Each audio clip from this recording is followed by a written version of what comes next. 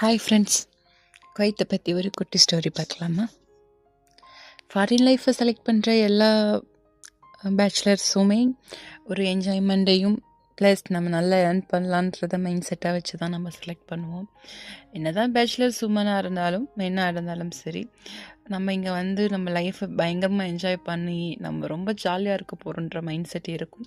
என்ன தான் family கமிட்மெண்ட்ஸ்க்காகவும் end of the டே மணிக்காக நம்ம இந்த ஒர்க்கை செலக்ட் பண்ணி அப்ராடுன்ற ஒரு இடத்துக்கு வந்தாலும், பட் மேக்ஸிமம் நமக்கு மைண்ட் செட்டில் இருக்கும், நம்ம ஃபாரின் போகிறோம், நம்ம என்ஜாய் பண்ண போகிறோம், நம்ம லைஃப் இதுக்கப்புறம் ரொம்ப நல்லா இருக்க போகுது அப்படின்ட்டு.